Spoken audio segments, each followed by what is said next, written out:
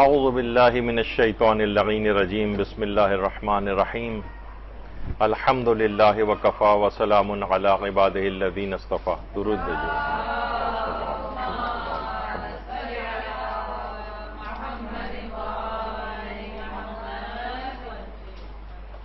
ابھی کچھ ہی دن پہلے رمضان المبارک کا اختتام ہوا ہے، تو اس میں ہمیں کہیں جو مدرسے کی جو فیس بک پیج ہے یا اور جو اس طرح کے جو صفحات ہیں، اس میں مختلف لوگوں کے سوال و جوابات اور مائنڈ سیٹ وغیرہ یہ کافی ہمیں پتہ چلتا ہے. تو اس میں بہت زیادہ اس قسم کے سوالات و جوابات ہمارے پاس آئے ہیں، اور لوگوں کی بہت ساری چیزیں ایسی معلوم چلی ہیں کہ جو ان لوگوں کے نظریات ہوتے ہیں. وعلیکم السلام.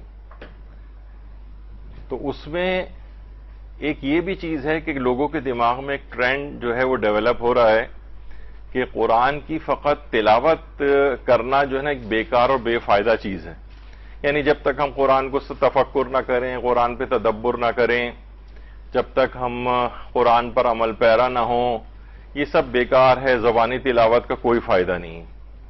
اچھا، جب کسی کا یہ واقعتاً یہ نظریہ بن جائے، اور بہت سے ایسے پریچرز بھی پیدا ہو گئے ہیں جو اس طرح کی چیزوں کو پروموٹ کرتے ہیں کہ قرآن کی فقط تلاوت کرنا بالکل بیکار اور بے فائدہ ہے. اچھا، اب دیکھیے بہت سارے جو اور سوالات، ابھی میں آپ کے سامنے وہ سوالات رکھ رہا ہوں جو لوگوں کا مائنڈ سیٹ بن گئے. پھر ہم اپنے موضوع پر آتے ہیں. وہ کہتے ہیں قرآن دیکھیے صرف کتاب ہدایت ہے، اس کو کسی اور مقصد کے لیے بھی پڑھنا صحیح نہیں.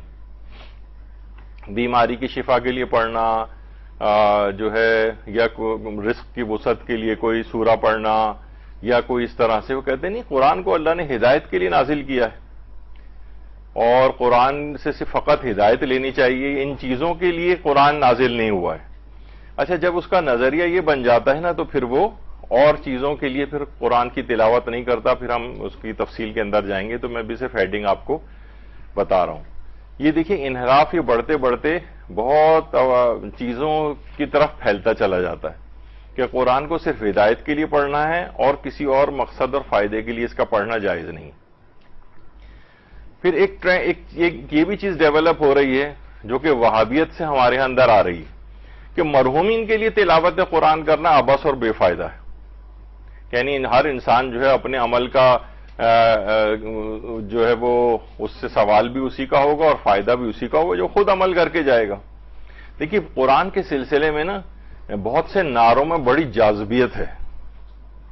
اگرچہ بات ٹھیک نہیں ہے، لیکن نعرے میں جاذبیت ہوتی ہے. جیسے خوارج تھے، وہ کہتے تھے کہ یعنی مولا علی سے جنگ کرنے کے لیے آئے اور کہہ رہے ہیں ہمیں قرآن سے، نیزوں پر قرآن کو بلند کر رہے ہیں کہ قرآن سے ہمیں فیصلہ چاہیے. بظاہر بڑی اچھی بات ہے، قرآن سے فیصلہ ہونا چاہیے. تو مولا نے اس وقت بھی ان کی مذمت کی کہ انہیں قرآن کی کوئی پرواہ نہیں ہے، اور یہ قرآن ناطق جو ان کے سامنے کھڑا ہوا اس کی بات مان نہیں رہے اور ان کو قرآن سے فیصلہ چاہیے. تو نعروں میں بڑی جاذبیت ہوتی ہے.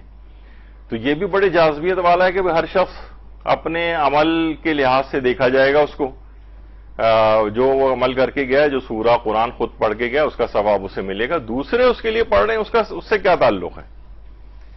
تو یہ بھی ایک چیز ڈیولپ ہو رہی ہے. تو مرحومین کے لیے لوگوں نے اس لحاظ سے پڑھنا بھی چھوڑ دیا ہے. تو مرحومی اللہم صلی اللہ علیہ وسلم رکھ دیں.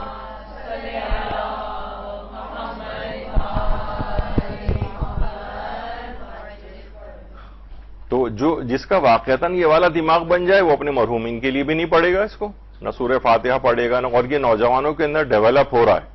اور اس کے پیچھے بھی خاص پریچرز ہیں جو اس بات کو پروموٹ کر رہے ہیں. قرآن کو خود سمجھنا چاہیے، تفاسیر پڑھنے کی یا مولویوں کے پاس جانے کی کوئی ضرورت نہیں. قرآن کو اللہ نے آسان کر کے نازل کیا ہے، اور قرآن کی آیات بھی پیش کی جاتی ہیں. ہر شخص خود پڑھے اور سمجھے. تو خود اچھا، اس کے اندر کچھ چیزیں کسی حد تک ٹھیک ہیں، کس حد تک غلط ہیں. یہ جب ہم ذرا ان موضوعات پہ تفصیل سے گفتگو کریں گے تو آپ کے سامنے چیزیں کلیئر ہوں گی. کیونکہ ابھی رمضان ختم ہوا ہے، لوگ تلاوت قرآن سے فارغ ہوئے ہیں، اور یہ والی چیزیں یہ ہمیں پتہ چلا کہ تو معاشرے کے اندر بہت زیادہ دماغوں میں راسخ ہوتی جا رہی ہیں. قرآن کو خود سمجھنا چاہیے بھائی، نہ تفاسیر پڑھنے کی کوئی ضرورت ہے، نہ مولویوں کے پاس جانے کی ضرورت ہے، یعنی کسی سے پڑھنے کی ضرورت نہیں. یہ ایک ٹرینڈ ہے. پھر کچھ لوگ یہ ہے کہ بھائی ہمیں تو عربی پڑھنی آتی نہیں، تو بس ہمیں تو ہدایت لینی ہے نا اور اس کا فائدہ لینا ہے، تو ہم ترجمہ قرآن پڑھ لیتے ہیں، تو وہی تلاوت کا ہی ثواب ہمیں مل جائے گا. اس کی بھی تفصیل سے ہم انشاءاللہ اگر موقع ملا تو اس کو آگے بیان کریں گے کہ کیا فقط یعنی ترجمہ پڑھنے سے تلاوت قرآن کا ثواب یہ ملتا ہے یا نہیں ملتا ہے، کیونکہ ترجمہ پڑھنا ایک الگ چیز ہے، تلاوت قرآن کرنا یہ الگ چیز ہے. اچھا، پھر یہ کہ بھئی یہ جو تیزی کے ساتھ اب رمضان میں قرآن پہ قرآن ختم کیے چلے جا رہے ہیں اور کثرت کے ساتھ بہت تلاوت کر رہے ہیں، اس کی کیا ضرورت ہے؟ قرآن بھی ایک آیت بھی انسان سمجھ کے پڑھ لے تو کافی، اتنی کثرت مطلوب نہیں ہے. یعنی وہ لوگ جو اس قسم کا شبہ ڈالتے ہیں تو وہ یہ چیز جو ہے نا پروموٹ کرتے ہیں، اور ظاہر ہے اپنے سیاق و سباق سے ہٹ کر یا چیزوں کو ملائے بغیر کوئی ایک حدیث یا وہ اس طرح کی ان کو ملی جاتی تو وہ سوچتے ہیں کہ بس صرف یہی ہے، اس کے علاوہ کوئی اور چیز نہیں ہے. تو کبھی کبھار یہ بھی ہوتا ہے کہ کثرت تلاوت بھی مطلوب ہے، یعنی خود رمضان المبارک میں کثرت تلاوت مطلوب ہے. ابھی آگے چل کر اس کا بھی ہم ذکر کریں گے. تو یہ دماغ میں ہو گیا کہ نہیں، کثرت کی کوئی ضرورت نہیں، ایک آیت یا چاند آیات بھی پڑھ لی جائیں اور اس میں ہی تفکر و تدبر کر لیا جائے تو کافی ہے. یہ ایک انحراف ہے قرآن کے سلسلے میں. پھر کچھ لوگوں کا یہ کہ ختم قرآن کرنے کی کوئی شرعی حیثیت نہیں. یہ آج تو موضوع نہیں آ پائے گا کیونکہ یہ ذرا بڑا موضوع ہے، انشاءاللہ یہ آدھے پونے گھنٹے تک یا شاید اس سے بھی زیادہ اس کو کور ہم کریں گے کہ ختم قرآن کرنے کی شریعت میں کیا حیثیت ہے. وہ کہتے ہیں نہیں، اس کی کوئی ضرورت نہیں ہے، کیا آپ لوگوں کو اس میں لگا رہے ہیں، ایک قرآن ختم کر رہے ہیں، 2 قرآن ختم کر رہے ہیں، 3 قرآن ختم کر رہے ہیں، اس کی کوئی ضرورت نہیں. ختم قرآن کی شرعاً کوئی حیثیت نہیں ہے ان کے نزدیک. یہ میں کسی اور کی باتیں نہیں بتا رہا ہوں آپ کو، وہابی یا اور دیگر افکار کی، یہ ہمارے ہاں شیعت کے اندر چیزیں جو ہے نا وہ آ گئیں. پھر کچھ یہ بھی غیروں کی طرف سے بھی ہوتا ہے کہ بھئی حفظ قرآن کی بھی کوئی خاص اہمیت نہیں، رٹے مارنے کی کیا ضرورت ہے. یہی وجہ ہے کہ وہ کہتے ہیں کہ ہمارے ہاں ہم علماء اور مجتہدین میں کہاں حافظان قرآن ہوتے ہیں. اگر اس میں کوئی بات ہوتی اس کے اندر ایسی تو ہمارے علماء اور مجتہدین بھی حافظ قرآن ہوتے ہیں. اس کا مطلب ہے کہ اس کی کوئی اہمیت نہیں. یہ تو پورا ایک ایسا موضوع ہے، آج میں سوچ کے آیا تھا لیکن ذرا تھوڑا تاخیر سے درس شروع ہوا، یہ نہیں آ پائے گا موضوع، کہ آدھے پونے گھنٹے کا کم سے کم یہی ہے جس کے اندر ہم وہ فہرست بھی آپ کے سامنے پیش کریں گے کون کون سے موجودہ زمانے میں حافظ قرآن ہیں اور جو پہلے رہ چکے ہیں. تفصیل اس کے اندر آئے گی. لیکن ایسا نہیں کہ حفظ قرآن کی کوئی اہمیت ہی نہیں. لوگ کہتے ہیں کہ کیا رٹو طوطے کی طرح سے مثلا صرف قرآن کو رٹ لیا جائے اور بس اس کو سمجھنا چاہیے، ایک آیت بھی سمجھ لیں تو کافی ہے، رٹے مارنے کی ضرورت نہیں. تو یہ ایک انحراف اس سلسلے میں آ رہا ہے. کچھ جگہوں سے یہ بھی ہونے لگا ہے کہ جناب مجتہدین جو بغیر قرآن پڑھے مجتہد بن جاتے ہیں. ان کی زندگیوں میں نہ ہمارے حوزہ ہے علمیہ میں قرآن ہے معاذ اللہ، اور نہ ہی مجتہدین جو ہے قرآن کے اوپر کوئی محنت کرتے ہیں. بس یہ فقہی مسائل وغیرہ، نجاسات مطہرات وغیرہ کے اندر لگے رہتے ہیں، باقی قرآن سے ان سے کوئی دلچسپی نہیں. انشاءاللہ اس موضوع پہ بھی، اس جو اعتراض ہے، شبہ ہے، اس پہ بھی ہم بات کریں گے.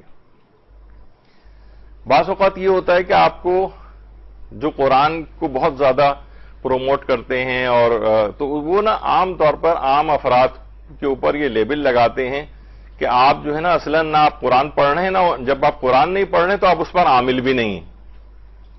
یعنی وہ سوچتے ہیں کہ شاید قرآن کی ایک ایک صفحہ کھول کر اس کے اندر جو چیز ہے اس کو اندر پڑھ کے اسے عامل ہوا جاتا ہے.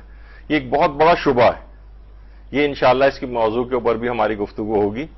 یہ بہت سارے چیزیں تو یہ آج کور بھی نہیں ہو پائیں گی، آئندہ آنے والے درسوں میں انشاءاللہ اس کو پورا کریں گے. کہ یعنی قرآن پر جو آلریڈی عمل کرنے والے افراد ہیں انہیں خلاف قرآن ہونے کا طعنہ دیا جاتا ہے کہ آپ لوگ کہاں، دیکھیں ہماری زندگی میں قرآن ہے ہی نہیں، نہ آپ لوگ قرآن پر عمل کرتے ہیں، نہ قرآن کھولتے ہیں، نہ عمل کرتے ہیں. جبکہ ایسا نہیں. کچھ لوگوں کا یہ ہے کہ اس میں سے جو مفاہیم اور چیزیں ہیں یہ فقط ترجمہ قرآن پڑھ کے بھی قرآن کے مفاہیم سمجھے جا سکتے ہیں. قرآن کھولیں، ٹھیک ہے آپ کو عربی نہیں آتی ہے، عربی چھوڑ دیں، آپ صرف ترجمہ قرآن پڑھتے رہیں اور سمجھتے جائیں کہ اس میں کیا بات کہی گئی. یہ خود ایک اتنا بڑا ایک فتنہ بن گئی ہے چیز کہ کتنے ٹی وی کے اوپر یوٹیوبرز موجود ہیں ایسے انٹرنیٹ پر، اور کتنے ایسے نام نہاد اسکالرز جو ہیں وجود میں آ گئے ہیں ایک مشروم کی طرح سے، یعنی پھیلتے چلے جا رہے ہیں وہ، کہ جو فقط ترجمہ قرآن پڑھ پڑھ کے ایسے ایسے باطل نظریات ہیں ان کے کہ آپ سر پکڑ کے بیٹھ جائیں گے. کوئی صاحب نظر آ رہے ہوتے ہیں، وہ کہتے ہیں جناب محمد رسول اللہ صلی اللہ علیہ وآلہ وسلم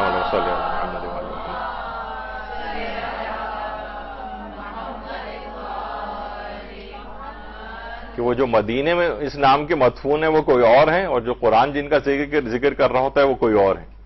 اور مسجد الحرام جو یہی ہے، یہی مسجد اقصی ہے، اور وہ سب قرآن سے ثابت کر رہے ہوتے ہیں. یہی فقط ترجمہ قرآن پڑھ پڑھ کے صرف لفظوں سے جسے کہا جاتا ہے نا، لفظوں سے نکاح کر کے، یعنی بس جو لفظ ہے اس کو پکڑ لیا ہے، اس کی چیز کو نہیں سمجھا گیا، اس کی روح کو قرآن کو نہیں سمجھا گیا. فقط ترجمہ قرآن پڑھ کے جو مفاہیم اخذ کیے جا رہے ہیں بہت بڑا انحراف پیدا کر رہے ہیں. اس سے کہیں بہتر تھا تم پڑھتے ہی نہیں، بس صرف عربی کی حد تک ہی رہ جاتے، چاہے ایک لفظ سمجھ میں نہ آتا.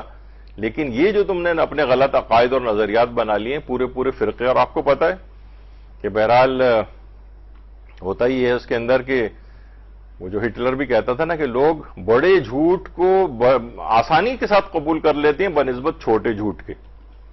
اب آپ دیکھیں یہ سب بھی جو فالوورز ہیں ان کے ٹی وی اور اس کے اوپر آپ انٹرنیٹ پہ دیکھیں، بڑے بڑے فین فالوئنگ ہے ان کی، ملینز کے اندر ہے، اور لوگ واہ واہ سبحان اللہ ان کو نیچے لکھ رہے ہوتے ہیں، جبکہ مکمل طور پہ باطل نظریات ہیں. تو فقط ترجمہ قرآن پڑھ کے جو ایک فتنہ ہے یہ، اس پہ ہم انشاءاللہ گفتگو کریں گے. نوجوانوں کا ایک بہت بڑا گروپ پیدا ہو گیا ہے، شیعہ نوجوانوں کا. احادیث کو یعنی مثلا کسی بھی چیز کے لیے آپ کوئی حدیث پیش کریں فوراً کہہ دیتے ہیں یہ تو قرآن کے خلاف ہے. یعنی ہر وہ چیز جو آپ نے اپنا باطل نظریہ بنایا ہوا اس کے لیے جب حدیث معصومین پیش کی جاتی ہے تو فوراً وہ اس کو ٹھکرا دیتے ہیں کہ قرآن کے خلاف ہیں حدیثیں، جبکہ نہ وہ قرآن کے خلاف ہوتی ہیں. تو کب کون سی چیز قرآن کے خلاف ہوتی ہے کب نہیں ہوتی ہے، یہ انشاءاللہ یہ بھی ہمارا گفتگو ہے. تو میں آپ کے سامنے سے لحاظ سے بھی صرف ہیڈنگز عرض کر رہا ہوں، لیکن جب بھی آپ قرآن کے سلسلے میں کچھ پڑھیں گے کام کریں گی تو پھر آپ کو نا اندازہ ہوگا کہ معاشرے کے اندر کیا ٹرینڈ چل رہا ہے. آپ میں سے اکثر انشاءاللہ پبلک کے اندر بھی جا کر کام کریں گی، مجالس دروس یہ سب سلسلہ ہوگا تو یہ معلوم چلے گا کہ یہ تو لوگوں کے نظریات بنے ہوئے ہیں، ان کے خلاف ہی شبہات ہیں. شبہات آپ کو پتہ ہے کہ یہ پھر وہ خشت اول چون عہد معمار کج تا سریا میر اوید دیوار کج، یعنی اگر عمارت کی پہلی اینٹ ٹیڑھی رکھ دی گئی ہے نا تو یہ اس کو آسمانوں تک بھی لے جائیں تو پوری ٹیڑھی ہوتی چلی جاتی ہے اور اتنا ہی بڑا انحراف آ جاتا ہے. تو ان کو ہمیشہ چھوڑ نہیں دینا چاہیے، ان کو ایڈریس کرنا چاہیے، شبہات کو زائل کرنا چاہیے. تو احادیث کو خلاف قرآن سمجھ کر ٹھکرا دینے کا فتنہ ایک بہت بڑا فتنہ ڈیولپ ہو گیا ہے. اچھا، فقہ و عقائد میں قرآن کے ظاہری معنوں سے استنباط کرنا. مثلا کیا ہے کہ مسئلہ توسل یا اولیاء خدا سے مدد مانگنا، فوراً وہ قرآن کی آیت پیش کر دے گا ایاک نعبد و ایاک نستعین، تیری عبادت کرتے ہیں تجھی سے مدد چاہتے ہیں، اس کا مطلب یا علی مدد کہنا بدعت ہے مثلا، یا معصومین سے مدد مانگنا جو ہے وہ بدعت ہے. تو کیا ہے، اس نے قرآن کے ظاہری معنوں سے ایک چیز کا استنباط کیا.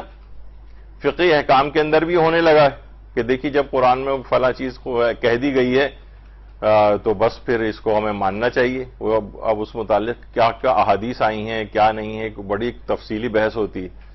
تو لوگ فقہ میں بھی دخل دینے لگے ہیں، عقائد میں بھی قرآن کی آیات کے ظاہری معنوں سے استنباط کر کے غلط نظریات اور عقائد بنا رہے ہیں. تو یہ بھی بہت خطرناک ایک طریقہ کار ہے.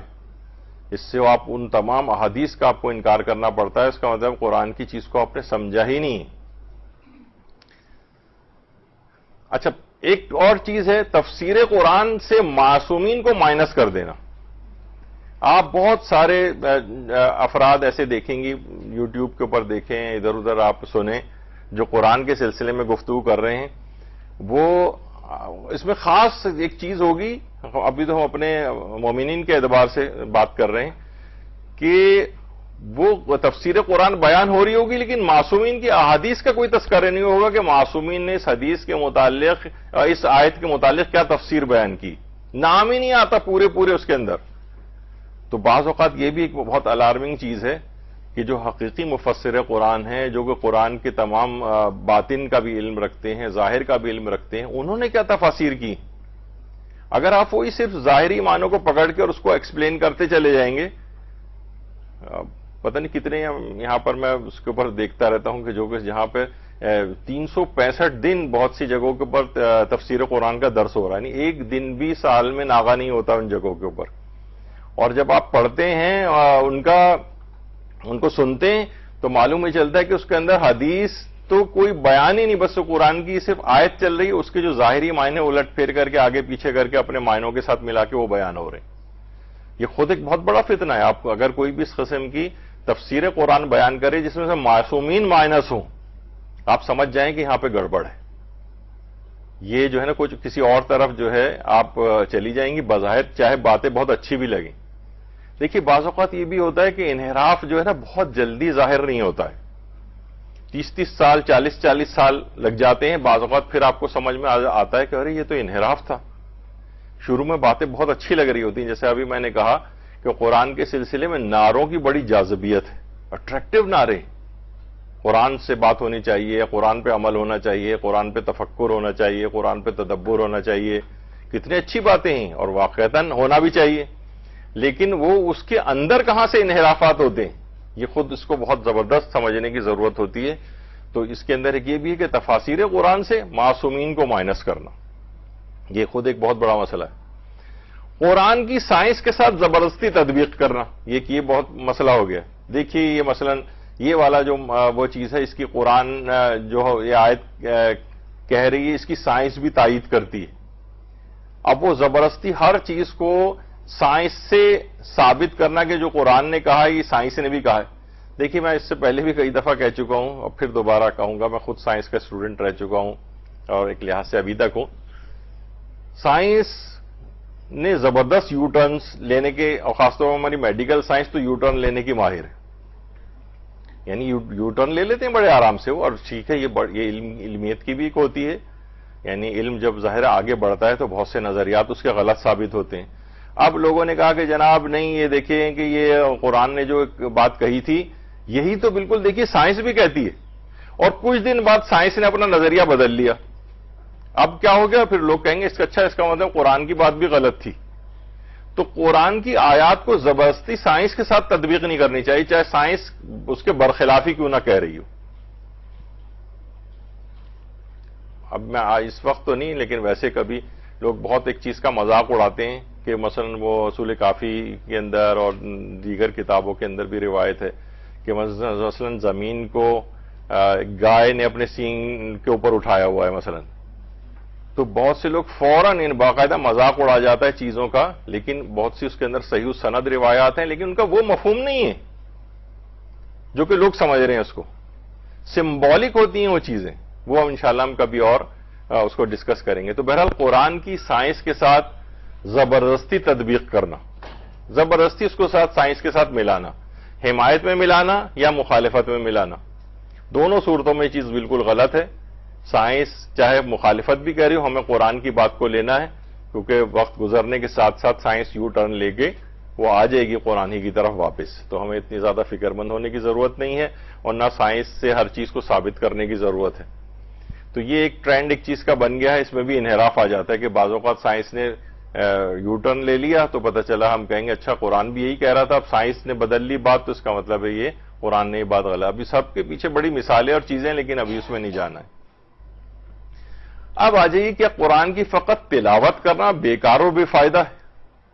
یعنی وہ یہ کہتے ہیں کہ جب تک قرآن پہ تفکر اور تدبر نہ ہو، قرآن پر عمل نہ ہو، قرآن کی احکام کا نفاذ نہ ہو، تب تک ایسی تلاوت کا کوئی فائدہ نہیں. تو یہ ایک بڑی عجیب سی ایک چیز اس میں آتی ہے. دیکھیے مسئلہ یہ ہے کہ بعض اوقات چیزیں نا مرحلے وار ہوتی ہیں، اور ہر مرحلے کا ثواب الگ ہے قرآن میں. یہ آپ کو ہم آگے چل کے واضح کریں گے. یعنی وہ سب بھی چیزیں اگلے مرحلوں میں آنی ہیں، ان کے الگ ثواب ہیں، ان کے الگ درجات ہیں، لیکن اس سے پہلے کے بھی بہت سے مرحلے ہیں، ان کا بھی ثواب ہے. فقط تلاوت قرآن کی بھی الگ اہمیت اور ثواب ہے، چاہے ایک لفظ آپ کو سمجھ میں نہ آئے، چاہے آپ اس وقت بالکل تفکر و تدبر نہ کریں، چاہے آپ اس وقت قرآن پر عامل بھی نہ ہوں، کچھ بھی آپ نہ کر رہے ہوں، فقط تلاوت کرتے ہوئے گزر رہے ہیں، پڑھتے ہوئے اس کی بھی مکمل اہمیت اور ایک الگ ثواب ہے۔ اور خود روایات میں ہی آئے، ہمارے پانچویں امام محمد باقر علیہ الصلوۃ والسلام پیغمبر اکرم سے فرماتے ہیں، نہ صرف یہ کہ تلاوت قرآن کی اہمیت ہے بلکہ اس میں ترقی بھی کرتے جانا ہے۔ فرماتے ہیں پیغمبر اکرم صلی اللہ علیہ وآلہ وسلم محمد کہ جو شخص رات کو 10 آیتوں کی تلاوت کرے اس کا نام غافلین میں نہیں لکھا جائے گا، یعنی جو یاد خدا سے بالکل بے بہرا ہے غافل ان میں نہیں ہوگا۔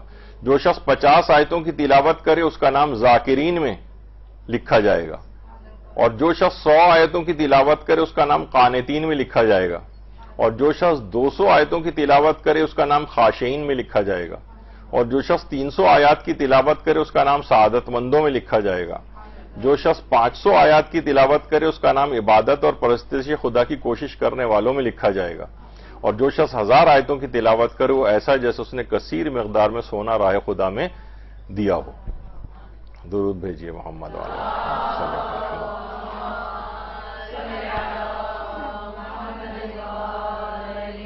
اب مثلا یہ جو آپ پڑھتے ہوئے جا رہی ہیں 10 سے لے کر 1000 آیات تک کے جو لیول بتائے گئے اور ہر لیول دوسرے سے بڑا ہے، تو یہ اگر 1000 آیتوں پہ کہ تفکر و تدبر اور جو عمل کرتے ہوئے ایک رات کے اندر اس کو پڑھے گا نہیں، یہ فقط تلاوت کی بات ہو رہی ہے، بس صرف لفظی طور پر تلاوت قرآن کرتے ہوئے جانا اس طرح سے، اور یہاں تک کہ یہ پورا اب ہر شخص اپنے ہمت، اپنے شوق، اپنے جذبے اور کتنا وقت وہ اس کے لیے دین کے لیے صرف کرتا ہے۔ ہمارے ہاں تو اب اس قسم کا ٹرینڈ ہو گیا ہے نا کہ وہ لاہو لائیو میں خاص طور پہ نماز مغرب اور عشاء کے بعد باقاعدہ بہت سی روایات میں دے کہ فرشتے چند موقع پہ جو ہنستے ہیں، ان میں سے ایک موقع یہ بھی ہے کہ جب نماز عشاء بھی وہ پڑھ لیتا ہے تو وہ اور اس کے بعد پھر وہ لاہو لائیو والی چیزوں میں مشغول ہو جاتا ہے، وہی پھر دیکھ رہا ہے، وہی ٹی وی ڈرامے گیم شوز فلاں اور یہ سب چیزیں، تو فرشتے اس کے اوپر ہنستے ہیں کہ شخص پورے دن میں بھی تو لاہو لائیو کے اندر گرفتار رہا، اب نماز عشاء پڑھنے کے بعد تو پھر اسی کے اندر ہو گیا گرفتار، ہنستے ہیں اس کے اوپر، یہ تمہاری کیا حالت ہے؟ تو یہاں پر تو دیر سے اس وجہ سے سونا تو کون، جب بالکل بستر پہ تھک کے چور ہو کے جس وقت لیٹتے ہیں تو اس وقت تو پھر دن میں جن اعمال میں مصروف رہتے ہیں اس کی وجہ سے یہ توفیق بھی نہیں ملتی ہے کہ وہ ایک سورہ بھی پڑھ سکیں سونے سے پہلے۔ تو ہمارے ہاں تو یہ کہ تلاوت قرآن میں بھی ترقی کا سوچا جائے کہ پہلے ہم اتنی سورہ پڑھتے تھے سونے سے پہلے، اب اور آگے بڑھیں اور آگے بڑھیں اور آگے بڑھیں، پھر ہر شخص کی ہمت اور طاقت، ورنہ کم سے کم 50 آیات کا تو ایک ٹارگٹ، ایک ایوریج جو ہے وہ رکھنا ہی چاہیے۔ اب وہ چند سوروں کا انتخاب کر لیں جو مل کے 50 آیات بن جائیں، تو بہرحال ترقی کرنی چاہیے۔ تو اگر یہ تلاوت قرآن بالکل بے فائدہ ہوتی تو پھر تو کہنے کی ضرورت ہی نہیں تھی کہ نہیں اتنی ساری آیتیں، معلوم ہے کہ 1000 آیت کوئی پڑھے گا تو ان میں کہاں تفکر و تدبر کر پائے گا۔ تو اس کا مطلب ہے کہ فقط تلاوت بھی مقصود ہے، فقط تلاوت بھی مطلوب ہے، چاہے اور چیزیں اس کے ساتھ ہوں یا نہ ہوں، وہ اور ترقی کی چیزیں ابھی آگے چل کر وہ ہم بیان کریں گے، کیونکہ قرآن کی فقط قرأت کرنا یہ بہترین عبادت سمجھا گیا ہے۔ روایت کے اندر ہے باقاعدہ پیغمبر اکرم صلی اللہ علیہ وآلہ وسلم کی، اللہم صلی علی محمد کہ قرآن کی قرأت کرنا بہترین عبادت ہے، یعنی فقط قرأت تلاوت بس یہ کافی، یعنی اگر کوئی شخص یہ بھی کر رہا ہے تو کافی ہے، یعنی اس کو اس کا ثواب ضرور ملے گا، ورنہ تو پیغمبر اس میں کہہ دیتے کہ فقط قرآن کی تلاوت کرنا یہ عبادت نہیں ہے بلکہ تفکر و تدبر ہی ضروری ہے ہر دفعہ، نہیں ایسا کچھ نہیں، اس میں بھی وہ ایک الگ مرحلہ ہے، وہ بھی آگے چل کر ہم اس کا ذکر کریں گے۔ سورہ اخلاص کی ہر آیت کے الگ الگ 1000 فائدے پیغمبر اکرم صلی اللہ علیہ وآلہ وسلم محمد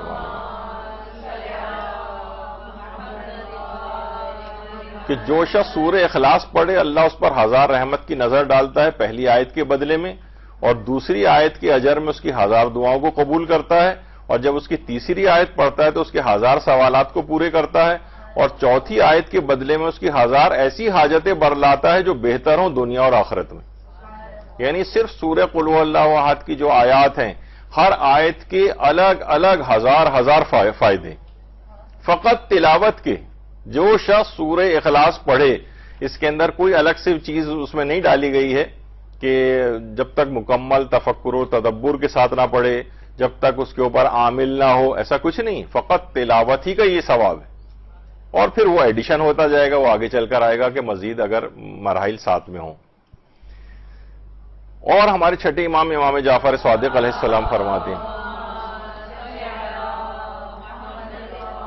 کہ میں تمہیں تلاوت قرآن کا کہتا ہوں کیونکہ جنت کے درجے قرآن کی آیات کی تعداد کے برابر ہیں۔ قیامت کے دن قرآن کی تلاوت کرنے والے سے کہا جائے گا قرآن پڑھو تاکہ تیرا درجہ بلند ہو، جو ہی وہ ایک آیت تلاوت کرے گا اسے ایک اور درجہ عطا کر دیا جائے گا، تو وہاں آیات پڑھتا جائے گا پڑھتا جائے گا پڑھتا جائے گا، اور جنت میں اتنے درجے اس کے بلند ہوتے چلے جائیں گے۔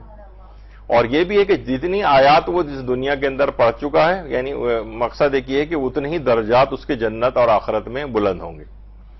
تو امام نے فرمایا کہ میں تمہیں تلاوت قرآن کا کہتا ہوں، یہاں پہ تدبر قرآن، تفکر قرآن اس طرح کے الفاظ نہیں آئے، وہ ایک الگ مواقع بھی ہیں اس کے، لیکن یہاں پر فقط تلاوت کی بات ہو رہی ہے، جو وہ بھی مطلوب ہے، وہ بھی عین اسلامی چیز ہے، اس کے بھی وہ بہت ثواب اور فوائد ہیں، بہت فضیلتیں ہیں، یہاں تک کہ جنت میں درجات قرآن کی جتنی آیات کی تلاوت اس نے کی ہوگی اس کے مطابق اس کو درجات ملیں گے۔ قرآن کے حروف کو دیکھنے کا الگ ثواب، تلاوت کی تو بات الگ ہے، صرف قرآن کے حروف کو دیکھنا، یعنی آپ نے قرآن کھولا اس کے حروف کے اوپر آپ نے جو ہے وہ نگاہ کی۔ ابو سعید خدری سے روایت ہے کہ رسول اللہ نے فرمایا اپنی آنکھوں کی عبادت کا حق ادا کرو، اللہم صلی علی محمد وعلی محمد،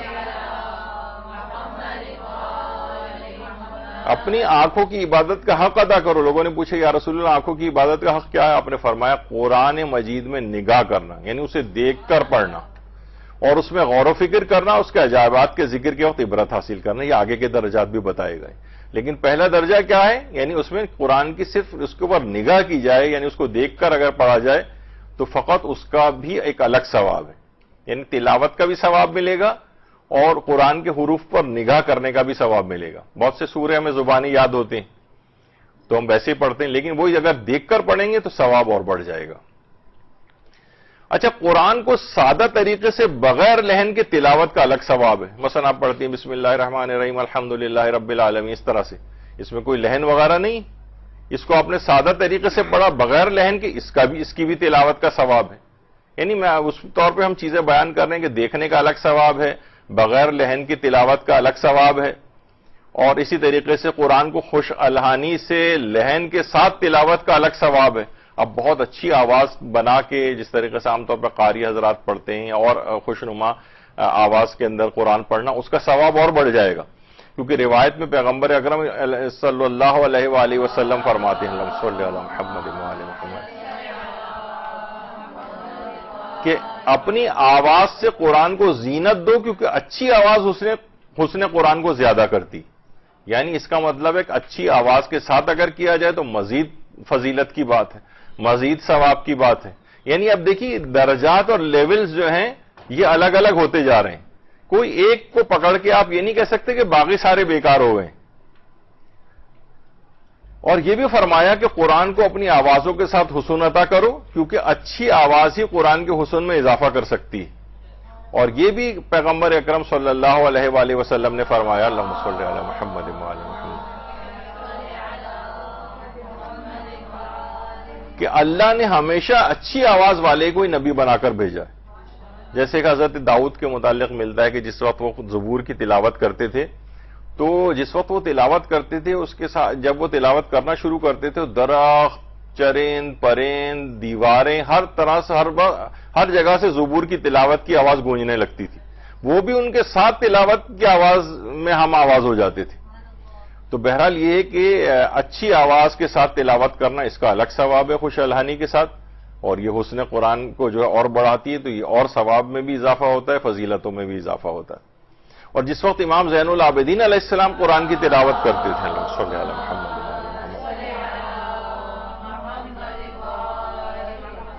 اتنی خوش الحانی کے ساتھ پڑھتے تھے کہ راہ چلنے والے بھی آپ کی طرف کھینچے چلے آتے تھے، اور بعض تو اتنے متاثر ہوتے تھے کہ امام کی تلاوت کی آواز سن کر بے ہوش ہو جاتے تھے۔ اتنی زبردست پر اثر امام کی آواز تھی۔ جب بھی چوتھے امام فرماتے تھے اگر مشرق و مغرب کے درمیان تمام مخلوقات مر جائیں اور قرآن میرے پاس ہو تو مجھے کوئی وحشت نہیں ہوگی۔ تو قرآن کی ایک بڑی، اب یہ کیا ہے، صرف قرآن کی تلاوت، امام اس وقت تفکر و تدبر یا اس کے اسرار و رموز کا درس نہیں دے رہے ہوتے تھے، فقط تلاوت کر رہے ہوتے تھے، تو اتنی پر اثر ان کی آواز ہوتی تھی کہ لوگ کھینچے چلے آتے تھے، رک کر سننے لگتے تھے راہ چلتے لوگ، اور اتنے متاثر بعض اوقات ہوتے تھے کہ بے ہوش تک ہو جاتے تھے سن کر۔ اچھا، اب قرآن مجید کے ترجمے کو پڑھنے کا ایک الگ ثواب ہے، اس سے تلاوت قرآن کا تو ثواب نہیں ملتا، یہ بات یاد رکھ لیں، ترجمہ پڑھنا تلاوت قرآن نہیں ہے، یہ بالکل اس میں سے نکال دینا چاہیے، اس کو ہٹا دینا چاہیے۔ یعنی ترجمہ قرآن اگر آپ پڑھ رہے ہیں، اس سے ہدایت کی کوئی بات لے رہے ہیں، وہ بہت اچھی بات ہے، اس کا ثواب، فضیلت، چیزیں آپ کو ملیں گی، لیکن تلاوت قرآن کا ثواب نہیں ملے گا۔ بلکہ ایک دفعہ میں نے ذکر بھی کیا تھا، آیت اللہ حافظ شیخ بشیر نجفی سے بھی استفتاء ہوا تھا، تو انہوں نے کہا تھا کہ اصلاً اگر کوئی شخص ترجمہ قرآن کو اگر قرآن قرار دے یا تو یہ خود ایک گناہ بھی ہے۔ قرآن فقط عربی زبان میں نازل ہوا ہے، اس کو عربی ہی کے اندر پڑھنا چاہیے۔ بہت سے لوگ دعاؤں کے سلسلے میں بھی یہ کہتے ہیں کہ دعائیں بھی ہمیں عربی میں پڑھنا آتی نہیں ہیں، تو اس میں جو معصورہ دعائیں ہیں جو خود ائمہ معصومین سے تعلیم ہوئی ہیں، معصورہ یعنی جو ائمہ نے خود کہی ہیں، تو وہ ان کو بہتر ہے کہ عربی ہی میں پڑھیں، اور جو غیر معصورہ ہیں ان کو چلیں آپ اردو میں، یا خیر ان دعاؤں کو بھی اردو ترجمہ پڑھا جا سکتا ہے، تو وہ ہدایت والی چیز ایک ہو جائے گی، لیکن اصلاً معصورہ دعا کو پڑھنے کا آپ کو ثواب نہیں ملے گا، ترجمے کا ثواب ملے گا۔ جیسے کوئی اگر قرآن کے فقط ترجمے کو پڑھے اردو میں، انگریزی میں، کسی اور زبان میں، تو اس کو ترجمہ قرآن پڑھنے کا ثواب ملے گا، لیکن خود تلاوت قرآن کا ثواب نہیں، یہ ایک دماغ میں رہے۔ اچھا، مصحف قرآن کو اپنے ساتھ رکھنے کے بھی، یعنی یہ ایک تو یہ کہ خود تلاوت کرنا نہیں، قرآن کو فقط اپنے ساتھ رکھنے کی بھی ثواب اور فوائد ہے، فقط اپنے ساتھ رکھنا۔ یہی وجہ ہے کہ آیت اللہ بہجت سے جب یہ نظر بد اور جادو کے توڑ کے سلسلے میں ایک استفتاء ہوا ہے، جو ان کی پرسش آئے شمع و پاسخ آئے آیت اللہ بہجت کے نام سے جو کتاب ہے، ان سے سوال و جواب ہوئے ہیں، تو اس میں کسی نے ان سے پوچھا تھا کہ جو شخص نظر بد کا شکار ہوا، اس پہ جادو کیا گیا، اس کا توڑ کیسے کرے؟ تو آیت اللہ بہجت نے 6 چیزیں بتائی تھیں۔ ان میں پہلی جو چیز یہ تھی کہ ہمیشہ اپنے ساتھ ایک چھوٹا قرآن رکھے، یہ اس کو نظر بد سے بھی محفوظ رکھے گا اور اس کو جادو وغیرہ سے بھی محفوظ رکھے گا۔ بہت سے لوگوں کو آپ نے دیکھا ہے کہ وہ گاڑی کے اندر بھی اپنے ساتھ رکھتے ہیں، سواری کے حادثات وغیرہ سے بچانے کے لیے۔ دوسرا انہوں نے فرمایا کہ اذان صبح کے وقت گھر میں بآواز بلند اذان دے، نظر بد بھی اثر نہیں کرے گی، جادو بھی اثر نہیں کرے گا۔ تیسری چیز، روزانہ دن میں 50 آیات قرآنی کی بآواز بلند تلاوت کرے۔ تلاوت، تفکر، تدبر، تفسیر، تعویل اور یہ سب چیزوں کی بات نہیں ہو رہی، فقط تلاوت۔ سورہ فلق اور سورہ ناس کی روزانہ تلاوت کرے، آیت الکرسی کی دن میں کئی مرتبہ تلاوت کرے، اور سونے سے پہلے خاص طور پر 4 قل ضرور پڑھے۔ یہ 6 چیزیں آیت اللہ بہجت نے بتائیں، تو اس پہ نظر بد کوئی لگے گی اور نہ ہی کوئی جادو اس کے اوپر اثر کرے گا۔ تو کیا ہے، ہمیشہ ایک چھوٹا قرآن اپنے ساتھ رکھنا، یہ خود قرآن کو چاہے ہم پڑھ بھی نہیں رہے تب بھی اس کا جو ہے ایک الگ فائدہ ہے۔ تو ہر چیز کے اب مثلا کوئی شخص کہے اصل تو چیز ہدایت لینا ہے، یہ قرآن کو جیب میں رکھنے کا کیا فائدہ ہے؟ وہ بھائی فائدے ہیں ان کے، یعنی آپ کا اپنا ایک الگ مائنڈ سیٹ بن گیا ہے، بلکہ بعض اوقات تو میں کہوں بہت سے وہابی حضرات جن سے یہ یعنی امپورٹ ہو رہے ہیں اس قسم کے عقائد، وہ ان کے عقائد بھی نہیں ہیں، وہ بھی اتنا انکار نہیں کرتے جتنے ہمارے والے ان سے بھی آگے بڑھ گئے ہیں وہابی عقائد میں، ان سے بھی آگے کی طرف جا رہے ہیں، جو خود وہابیوں کی بھی عقائد نہیں ہے، بہت سے تو وہ چھوڑتے بھی جا رہے ہیں اپنے عقائد۔ تو ساتھ میں قرآن رکھنا، یہی وجہ ہے کہ رہبر معظم باقاعدہ اس کی الگ سے تاکید کرتے ہیں کہ اپنے ساتھ ایک چھوٹا قرآن جیبی، جو خود ان کی اپنی جیب میں بھی ہر وقت ساتھ رہتا ہے، جو خود جس پر عامل ہیں وہی لوگوں کو کہتے ہیں کہ ہمیشہ کہ جب بھی کبھی آپ کو موقع ملے، فوراً آپ کے پاس ذرا سا بھی فارغ وقت ہو، آپ فوراً جیب سے نکالیں اور تلاوت شروع کر دیں۔ کتنی جگہوں پہ دیکھیے آپ جاتے ہیں، ڈاکٹر کے وہاں جاتے ہیں، لائن میں لگے ہوئے ہیں، بل جمع کرانے گئے ہیں لائن میں لگے ہوئے ہیں، بینک گئے ہیں وہاں پہ لائن میں لگے ہوئے ہیں، آپ نے جیب میں سے پرس میں سے کہیں سے بھی چھوٹا قرآن نکالا اور پڑھنا شروع کر دیا۔ فلائٹ میں بھی ٹائم ہے، کچھ بجائے ادھر ادھر سب لوگوں کو دیکھنے کے اور ادھر ادھر کی چیزوں کے معائنے کرنے کے اور لوگوں کو فقط معائنہ کرنے کے، اس سے کہیں بہتر ہے کہ انسان ان چیزوں میں نکال کے اپنے اس وقت کو بھی کیوں ضائع کرے۔ تو قرآن جیبی ایک ہونا چاہیے. چھوٹا سا قرآن اپنے پاس پرس میں، بیگ میں، کسی بھی جگہ ساتھ رکھنا چاہیے. تو اس کے الگ وہ بھی ٹھیک ہے، وہ بھی ٹھیک ہے، کوئی حرج نہیں. البتہ یہ ضرور ہے، ابھی آگے چل کر ہم اس کا ذکر کریں گے کہ مصحف کی ایک الگ تاکید ہے. اصلاً جو ہے ابھی آگے چل کر اس کا عمل قرآن کے سلسلے میں ایک سوال ابھی آگے چل کر آئے گا، اس میں یہی ذکر ہے اس سوال کے اندر ہے کہ اگر ہم قرآن موبائل فون کے اندر آلریڈی ہے ہی، تو اگر ہم عمل قرآن کرتے وقت شب قدر میں اپنے موبائل فون کو اپنے سر کے اوپر رکھ لیں تو کافی ہے، کیونکہ اس میں قرآن تو آ گیا نا. تو انہوں نے کہا نہیں، کیونکہ مصحف کے حکم میں نہیں ہے. مصحف بین الدفتین، یعنی یہ جو دو دفتیوں کے بیچ میں، جو دو جلدوں کے بیچ میں جو قرآن ہوتا ہے، اس کی ایک الگ امپورٹنس ہے. دیکھیے آج کل بہت ساری چیزیں کتاب کی ایک الگ امپورٹنس رہے گی ہمیشہ. یہی وجہ ہے کہ یہ جو بھی انٹرنیٹ اور اس طرح کی جو چیزیں ہیں اور کتاب نہیں پڑھتے ہیں، تو ان کی معلومات ہمیشہ بہت اچٹتی پچٹتی ہوتی ہیں، اور یہ انحراف کا بھی جلدی شکار ہوتے ہیں. بس یہاں سے کلپ آ گیا، وہاں سے ریلز آ گئیں، وہاں سے شارٹس آ گئے، وہاں سے اس طرح کی چیزیں آ گئیں چند سیکنڈز کی. اس سے کوئی چیز نہیں بنتی جب تک، اور طالب علموں کو یا جن کو معاشرے میں کام کرنا ہے انہیں کتابیں ہی پڑھنی پڑیں گی. اور بہت مشکل ہے کیونکہ اس موبائل فون کے اندر یا لیپ ٹاپ وغیرہ کے اندر کتابیں نہیں پڑھی جا سکتی. ایسے ہی ایک آدھ صفحہ پڑھا جا سکتا ہے، یعنی میرا اپنا، ہم دن و رات اس کے اوپر بیٹھتے ہیں، لیکن اصلاً جو چیز کتاب سے ہے واقعتاً جبھی اس کی امپورٹنس ہے. ورنہ سارے علماء اور مراجع ہر وقت موبائل فون ہاتھوں میں لیے بیٹھے ہوتے، کسی کے پاس بھی نظر نہیں آئے گا. ہمارے استاد محترم تو اپنے پاس موبائل فون ہی نہیں رکھتے سرے سے. تو بہرحال، اور واقعی ہے کہ بہت ساری چیزیں، ورنہ ہر جو آوازیں اس کے اندر نکلتی رہتی ہیں وہ آپ کو ڈسٹریکٹ بھی کرتی ہیں. یعنی آپ کو کہ کنسنٹریشن سے کوئی دعا پڑھنے بیٹھے ہیں، آپ فوراً کچھ بیل بجی آپ اٹھا کے اسکرولنگ شروع کر دیتی ہیں اس کے اوپر، اور کہیں سے کہیں آپ کا دماغ نکل جاتا ہے. تو بہرحال یہ اتنے اچھی چیز نہیں، فائدے اپنی جگہ ہیں لیکن نقصانات زیادہ نظر آ رہے ہیں. اچھا، اب قرآن میں تفکر و تدبر کا ایک الگ سے مزید ثواب ہے. یہ ایک الگ مرحلہ ہے، لیکن اس مرحلے پہ جانے والے یا اس کی تلقین کرنے والوں کے لیے لازم نہیں کہ پچھلے تمام مراحل کو وہ ڈینائی کر دیں. نہیں، وہ بیکار ہیں سارے، اصل تو یہ چیز یہ ہے. اس کی اپنی الگ امپورٹنس ہے. یہاں تک ایک دفعہ امیر المومنین نے لوگوں کے سامنے، اللہم صلی علی محمد و آل محمد، لوگوں کے سامنے حضرت جابر بن عبداللہ انصاری کی تعریف کی. تو کسی نے کہا مولا، آپ باب علم ہونے کے باوجود یعنی جابر کی تعریف کر رہے ہیں؟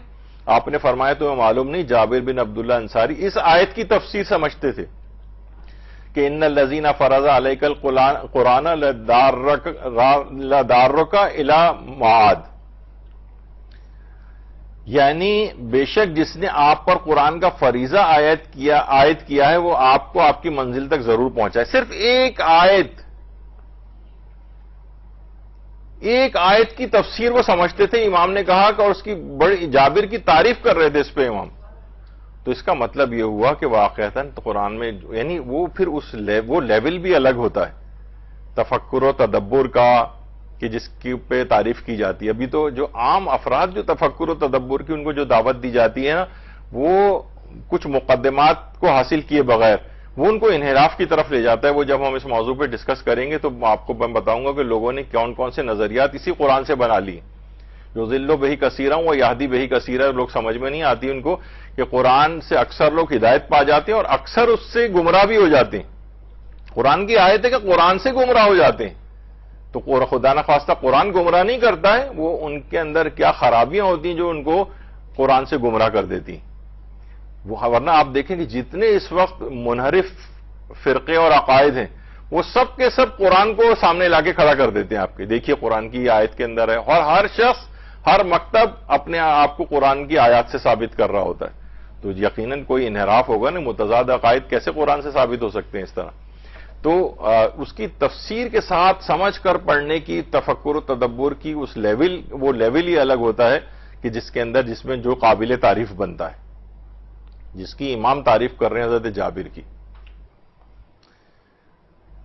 اچھا، اب اور اگلا لیول ایک ہے قرآن سے فقہا کا استنباط و استخراج، یہ مسائل دینیہ کا، یہ بالکل ایک الگ ثواب رکھتا ہے. مجتہدین اسی سے ہی طلاق کے فقہی احکام نکال رہا ہے قرآنی آیات سے، وضو کی آیات سے جو ہے وہ قرآنی احکام نکال رہا ہے، تیمم کو قرآن کی آیات سے ثابت کر رہا ہے. وہ اس کے جس احکامات کو استخراج کرنے کا میں آگے چل کے کبھی پیش کروں گا انشاءاللہ کہ مثلا عام شخص جو حج و عمرہ میں جو صحیح کی جاتی ہے، قرآن میں اس کی آیت ہے کہ کوئی حرج نہیں ہے کہ تم صحیح کر لو، اس سے یہ لگ رہا ہے کہ یہ آپشنل چیز ہے جبکہ صحیح کرنا واجب ہے۔ اب جو فقط ترجمہ قرآن اس طرح سے سرسری پڑھتا جائے وہ کیا کہتے کہ قرآن نے کہا کوئی حرج نہیں، اس کا مطلب ہے کریں نہ کریں دونوں طرح سے صحیح ہے، تو وہاں پہ کوئی حرج نہیں کہ کیا معنی ہیں یہ اس کو سمجھنا پڑے گا۔ تو قرآن سے فقہا کا استنباط اور استخراج مسائل دینیہ کا یہ الگ ثواب ہے، ایک بہت الگ لیول ہے۔ بعض اوقات یہ جو ہمارے فقہا اور مجتہدین پہ اعتراض ہوتے ہیں کہ یہ قرآن سے بالکل آ رہی ہیں، یہ لوگ قرآن کا ان کا کوئی رول نہیں ہے فقہ وغیرہ کے اندر، جبکہ آپ اگر صرف ان کے درس خارج جو انہوں نے کیا تو استدلالی درس خارج کی جو کتابیں ہیں وہ پڑھیں یا ان کے درس خارج کوئی شخص جا کے انٹرنیٹ پہ بھی سنے، تو یعنی اس موضوع پر ممکن ہی نہیں ہے کہ وہ آیت قرآنی کو کھولے بغیر جو ہے نا، بلکہ پہلے وہ بیان کرے گا اس کے بعد احادیث کی طرف جائے گا۔ یہ بالکل ایک ایسا بے ڈھنگا اور ایک شرمناک اعتراض ہے فقہا اور مراجع کے اوپر۔ تو قرآن سے ان کا استنباط بہت سی آیات ایسی ہیں، ان جاءکم فاسق بنبأ فتبینوا، کہ اگر کوئی فاسق تمہارے پاس خبر لے کے آئے تو تحقیق کر لیا کرو۔ تو اس پہ علماء نے 75 صفحات، ایک عالم نے اس کی تشریح میں لکھے ہیں، بعض نے صرف 150 پیجز فقط اس ایک آیت کی تشریح میں لکھیں کہ اس سے کیا مراد ہے۔ فاسق خبر لے کے آئے تو تحقیق کریں، تو عادل خبر لے کے آئے تو تحقیق نہ کریں، تو کیونکہ اگر فاسق کی خبر میں بھی تحقیق کی ضرورت اور عادل کی خبر میں بھی تحقیق کی ضرورت ہو تو قرآن بدرجہ اولیٰ کہہ دیتا کہ عادل بھی خبر لے آئے تب بھی تحقیق کرو، تو فاسق تو خود بخود ہی آ جاتا اس میں۔ تو اس میں اس سے استخراج اور استنباط جو ہوتا ہے ان آیات سے، یہ اس کا ایک الگ لیول ہوتا ہے اور وہ عام افراد کے لیول سے بہت بلند چیز ہے۔ تو جو فقہا جو کر رہے ہیں وہ اور ان کو عظیم ثواب دلوانے والا کام ہے۔ تو یہ اس طریقے سے معاملات اس طرح سے آگے بڑھتے ہیں۔ اچھا، قرآن پر عمل کرنے کا ثواب الگ ہے، یعنی اب کیا ہے، کبھی دیکھنے کا ثواب ہے، کبھی ساتھ رکھنے کا بھی ثواب ہے، فقط تلاوت کا بھی ثواب ہے، قرآن پر عمل کا ثواب الگ ہے، عمل کا۔ لیکن عمل کس طرح سے؟ آیت اللہ ناصر مکارم شیرازی نے تفسیر نمونہ کی پہلی جلد میں بہت اچھی بات لکھی ہے کہ ہم سورہ نور کی فضیلت کے بارے میں پڑھتے ہیں کہ جو اسے پڑھے گا خدا اسے اور اس کی اولاد کو زنا کی آلودگی سے محفوظ رکھے گا۔ تو یہ اس بنا پر ہے کہ سورہ نور کے مضامین میں ان جنسی کجرویوں سے مقابلے کے لیے اہم رہنمائی موجود ہے۔ مجرد اشخاص کو جلد شادی کرنے کا حکم اس میں موجود ہے، سورہ نور میں پردے کا حکم ہے، بری نگاہوں اور حویث رانی کی نگاہ کو ترک کرنے کا حکم ہے، ناروا اور غلط نسبتوں کی ممانعت ہے، اور آخر میں بدکار مردوں اور عورتوں کے لیے حد شرعی کے اجرا کا حکم دیا گیا ہے آخر میں۔ تو واضح ہے کہ سورہ نور کے مفاہیم و موضوعات کسی معاشرے خاندان میں عملی جامہ پہن لیں تو وہ زنا سے آلودہ نہیں ہوگا۔ یعنی جب ہم اس کو پڑھتے ہیں، جب یعنی قرآن کی تلاوت کے ساتھ اس میں موجودہ ہدایتوں پر عمل کرتے ہیں تو خود بخود معاشرہ اس سے پاک و پاکیزہ ہو جاتا ہے۔ تو یعنی قرآن پر جس قدر عامل ہوتے جائیں گے اسی قدر معاشرہ پاک و پاکیزہ ہوتا چلا جائے گا۔ تو یہ بالکل ایک الگ چیز ہے، یعنی قرآن کی تلاوت کا ثواب الگ ہے اور اس پر عمل کا ثواب اور بہت زیادہ فضیلت کا حامل ہے۔ لیکن ایک کبھی آگے چل کر انشاءاللہ کہ جب کبھی ہم اس موضوع پر یہ الگ سے ایک چیز ہے اس میں ذکر کریں گے تو اس میں بھی یہ چیز آئے گی کہ اس کو بعض اوقات اس انداز سے بیان کیا جاتا ہے کہ اگر آپ نے یہ والا اگلے والے مرحلے پہ عمل نہیں کیا تو پچھلا عمل بیکار ہے۔ تو اس کے نتیجے میں کیا ہوتا ہے، نہ تو اس پر عمل کر پاتا ہے وہ، تفکر، تدبر، امپلیمنٹیشن، بڑے ویسے جو نعرے ہوتے ہیں، اور وہ مایوس ہو کر تلاوت سے بھی جاتا ہے، کچھ بھی اس کے ہاتھ میں نہیں آتا۔ تو بعض اوقات مبلغین کو الفاظ کا چناؤ، یا دیکھیے بہت ساری چیزیں ایسی ہیں کہ پتہ نہیں آپ سے میں نے کلاس میں ذکر کیا تھا یا جو ذاکری کی کلاسز ہو رہی تھی کہ کسی بھی بعض اوقات آپ تیاری کر کے جاتی ہیں، کسی مستحب عمل کی اس قدر فضیلتیں بیان کر دیتی ہیں کہ وہ لگتا ہے کہ یہ چیز تو واجب ہے۔ کسی مکروہ کام کی اس قدر مذمت ہو جاتی ہے کہ لوگ کہتے ہیں یہ تو حرام ہے، جیسے کالا جوتا پہننا مثلا۔ اس پہ کیوں ہمارے ہاں ہے کہ جناب کالا جوتے پہ بزرگ، اب تو خیر بہت چلیں پھر بھی رائج ہو گیا ہے، ورنہ کالے جوتے کی اتنی مذمت تھی کہ لوگ کہتے تھے کہ کالا جوتا نہیں ہونا چاہیے، خواہ چوری کا جوتا ہو مثلا۔ یا ایک ابھی تک تھا، اب آپ دیکھیں جو معاشرے کے اندر رائج چیزیں ہوتی ہیں جہاں نماز اگر کھلی ہوئی ہو تو فوراً آپ سے کونا لا کے موڑا جاتا ہے، شیطان نماز نہ پڑھ لے. جبکہ میں نے بتایا تھا ذیشانہ درجہ وادی صاحب کہتے تھے اچھی بات ہے نماز پڑھ لے تو کیا حرج ہے.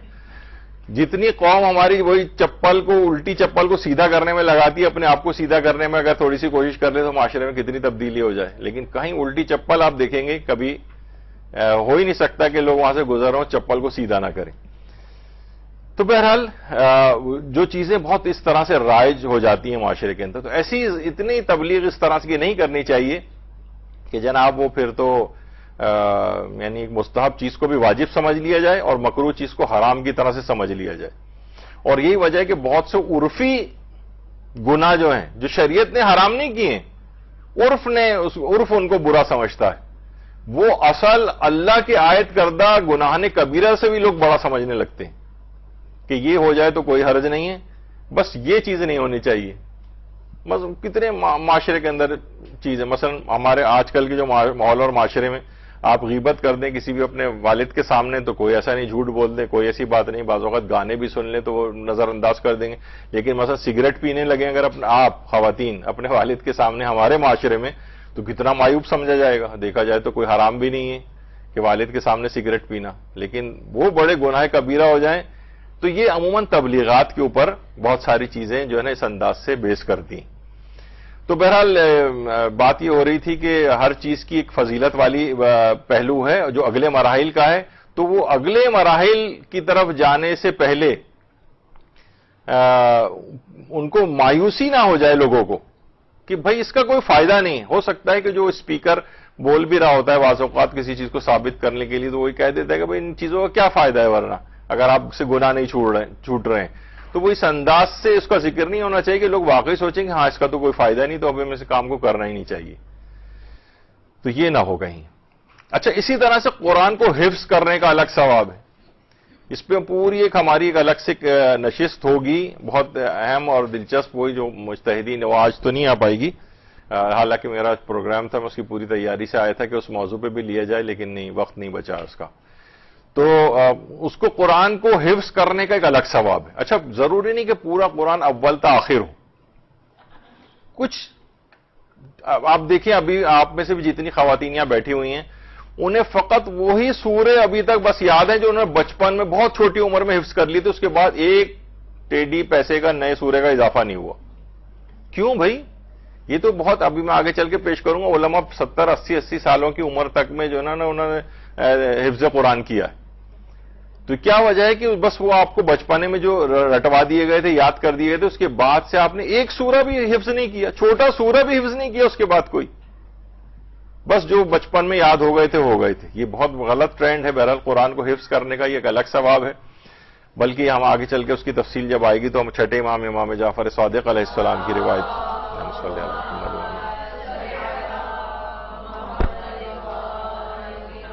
جو سورے یاد آپ نے بچپن میں کیے تھے، بہت سے سورے مثلا اما یتساءلون کا سورہ اور سورے ہیں جو نسبتاً تھوڑے سے بڑے تھے وہ بعد میں سب نے بھلا دیے. روایتوں میں جو شخص قرآن کی کوئی سورہ بھلا دے گا تو وہ سورہ قیامت کے دن ایک زیبا شکل میں اس کے سامنے آئے گی جو جنت کے بلند درجے پر ہوگی. وہ شخص اسے دیکھ کر کہے گا تو کون ہے اس قدر حسین، کاش تو میری ہوتی. وہ سورہ جواب میں کہے گی تو نے مجھے نہیں پہچانا، میں قرآن کی وہی سورہ ہوں جو تو نے بھلا دی تھی. اگر تو مجھے نہ بھلاتا تو آج میں تجھے اس بلند مقام و مرتبے پر لے آتی. بہت سے علماء ایک اور مگرچہ میں نے وہ نہیں اس میں دیکھا کہ وہاں جائیں گے تو بہت بڑے بڑے محلات ان کو دکھائے جائیں گے. وہ کہیں گے یہ کن کے؟ کہا یہ تمہارے ہوتے اگر تم قرآن کے ان سوروں کو نہ بھلا دیتے. ایک روایت میں نے علماء کی اس سے سنی ہے، البتہ پڑھی نہیں کتاب کے اندر، لیکن علماء نے بیان کی.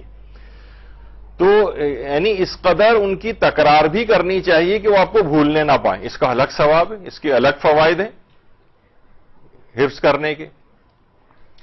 اور یہاں تک پیغمبر نے اکرم صلی اللہ علیہ وآلہ وسلم نے فرمایا کہ جو شخص ایک مرتبہ قرآن کو پڑھ لے لیکن پھر اس کی تلاوت نہ کرے، یعنی بھلا دے اس کو، تو خدا اس پر ہر آیت کے مقابلے میں ایک سانپ کو مسلط کرے گا اور جب تک اسے گناہ بخش نہ دیے جائیں سانپ جہنم میں اس کے ساتھ رہیں گے. ملا یعذر الفقی کی روایت. اور جو شخص قرآن کو پڑھے اور پھر اس کی تلاوت نہ کرے، یعنی ایک دفعہ پڑھ لی اور پھر تلاوت کرنی چھوڑ دی اس نے، خدا کی بارگاہ میں وہ جزامی یعنی کوڑی کے طور پر پیش ہوگا. تو یعنی صرف یہی نہیں کہ حفظ کرنا ہے، بلکہ حفظ کی اس قدر تکرار بھی کرنی ہے کہ آپ اس کو بھولا نہ دیں۔ اس سلسلے میں کچھ استفتات بھی ہیں جو میں اسی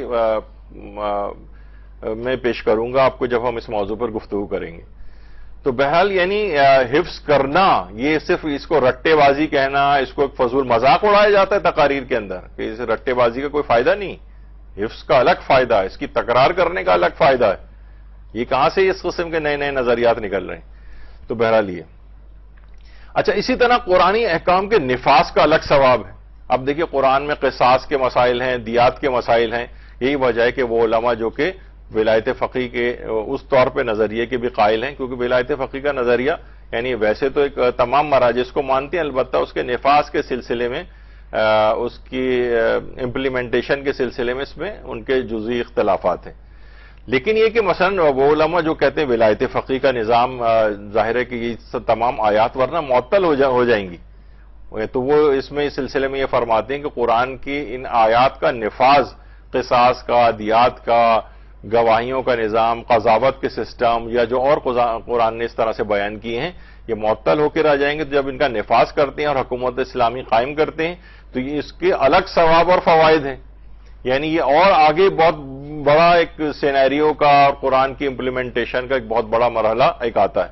کچھ تو اپنی ذات کے اوپر قرآن کو نافذ کرنا ہے، جھوٹ نہیں بولنا ہے، غیبت نہیں کرنی ہے، واجبات ادا کرنے ہیں، حرام سے اپنے آپ کو بچانا ہے، لیکن حکومت اسلامی کا جو قیام ہے وہ معاشرے اور اس کے اندر یہ الگ ایک ثواب اور فوائد رکھتا ہے۔ البتہ مراجع کے وہ اپنے جو نظریات ہیں اس سلسلے میں وہ اپنی جگہ پر ہیں۔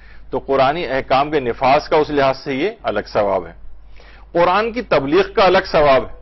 بلغ ما انزل الیک من ربک جو تھا، اب اس میں آیت ولایت یعنی اس کی تبلیغ کرو، تو قرآنی احکام کی تبلیغ کرنا اس کے الگ ثواب اور فوائد ہیں۔ اب آپ یہ نہیں کہہ سکتے کہ بھئی جو تبلیغ کر رہا، اصل بات تو یہ ہے، ورنہ نہ تلاوت کا ثواب ہے نہ اس تفکر کا کوئی ثواب ہے، جب تک آپ تبلیغ ہی نہیں کریں گے قرآن کی۔ تو بہت سے لوگ اس قدر قرآن کی تبلیغ کیوں کر رہے ہوتے ہیں کہ باقی سارے مراحل کو وہ پس پش ڈال رہے ہوتے ہیں کہ ان کا کوئی فائدہ نہیں، یہ نہیں ہونا چاہیے۔ قرآن کی تبلیغ کا ایک الگ ثواب ہے۔ اچھا، تمام آداب و شرائط کے ساتھ تلاوت قرآن کا الگ ثواب ہے، اور اتنی شرائط کی پابندی آپ نہ کریں۔ مثلا وضو کے بغیر بھی تلاوت قرآن ہو سکتی ہے، مصحف کو ہاتھ میں اٹھائے بغیر بھی، مثلا ہاتھ میں ہمارے موبائل فون ہے اس میں بھی ہو سکتی ہے۔ جو اور شرائط ہیں، حتیٰ کہ حالت نجاست میں بھی عورت سوائے 4 آیتیں سجدہ کے پورا قرآن تلاوت کر سکتی، تو اس میں بھی کوئی حرج نہیں ہے۔ اور وہ جو ایک مسئلہ ہے جو کمپیوٹر یا لیپ ٹاپ یا موبائل فون کی اسکرین کے اوپر جو آیات لکھی آتی ہیں اس کے اوپر بھی انگلی سے اسکرول کر کے ظاہر ہے پیج ہٹانا ہوتا ہے، تو لوگ کہتے ہیں کہ بھئی قرآن کی حروف کو تو بغیر وضو کے اور غسل کے ہاتھ نہیں لگا سکتے، اور عورت مثلا حالت نجاست میں ہے تو وہ پھر کیسے کرے؟ تو اس میں بھی کوئی حرج نہیں، کیونکہ وہ قرآن کے حروف شمار نہیں ہوتے جو اسکرین پہ آ رہے ہوتے ہیں، تو اس کو ہاتھ لگانے میں بھی شرعاً کوئی مسئلہ نہیں ہے تمام فقہا کا۔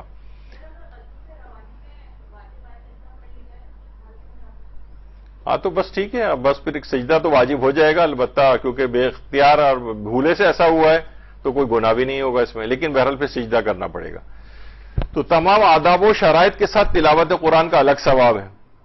مثلا غم اور حزن کی کیفیات ہو، انسان رو رہا ہو، قرآن دیکھیے چھٹے امام میں امام جعفر صادق علیہ السلام فرماتے ہیں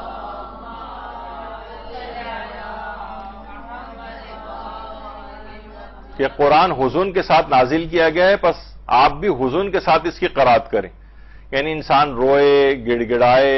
روایات میں ملتا ہے کہ جس وقت مثلا آیت عذاب آئیں تو رک کر پروردگار سے ان عذابوں سے امان مانگے، جنت کی تذکرہ نعمتوں کا آئے تو اس وقت رک کر پروردگار سے اس جنت کی ان نعمتوں کا تقاضا کرے، دعا مانگے کہ پروردگار یہ مجھے بھی نصیب فرمانا۔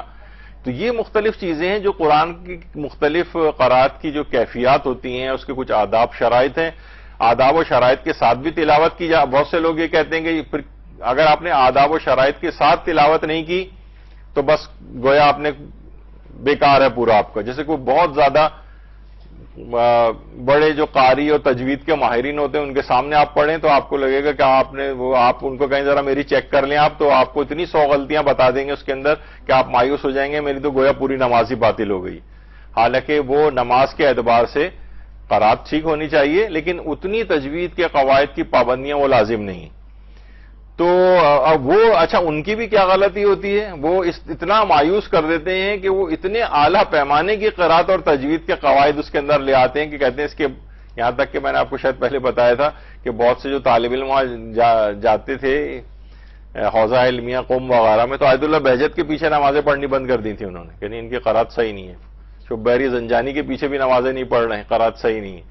تو ان قرات کی ان چیزوں کی پابندی وہ نماز میں اکثر قواعد کی پابندی واجب نہیں ہے, بلکہ ایک استفتہ تھا ایک الگ آغا سیستانی کے نزدیک بعض قواعد تو ایسے ہیں کہ ان کی پابندی نماز میں جائز نہیں ہے, وہ چھوڑیں. لیکن البتہ تو بہرحال قرآن میں غم کی کیفیات, یہ جو اور اس طرح کی کیفیات ہوتی ہیں, شرائط اور آداب, اس کے بغیر پڑھیں گے تو بھی تلاوت قرآن کا ثواب ملے گا, اور ان کے ساتھ پڑھیں گے تو اور ثواب بڑھ جائے گا آپ کا. تو اس میں جو لوگ مذمت کریں گے آپ کی کہ بھئی یہ کیا چلتے پھرتے اس طرح سے آپ پڑھ رہے ہیں, تو قرآن کا احترام نہیں ہے. بہت سے بزرگ ڈانٹ رہے ہوتے ہیں کہ مثلا کوئی تلاوت ایسی کرتا ہو, بچہ گزارا نہیں, ایک جگہ خاموشی سے بیٹھ جاؤ, بڑی اس کے ساتھ پڑھ, نہیں, اسی کوئی ضرورت نہیں. بہت سے لوگ کہتے ہیں کہ یہ کیا ہے, بس گاڑی میں گئے اور آپ نے نوحہ آن کر دیا اور یہ پورے آداب کے ساتھ صحیح سننا چاہیے. بھائی ہر طرح سے سنا جا سکتا ہے, آداب کے ساتھ سنیں گے تو اور اچھا ہے, نہیں سنیں گے اس کے بغیر تو بھی سنا جا سکتا ہے. خیر, اور کچھ چیزیں ایسی ہیں وہ آداب میں کہ پیغمبر اکرم صلی اللہ علیہ وآلہ وسلم فرماتے ہیں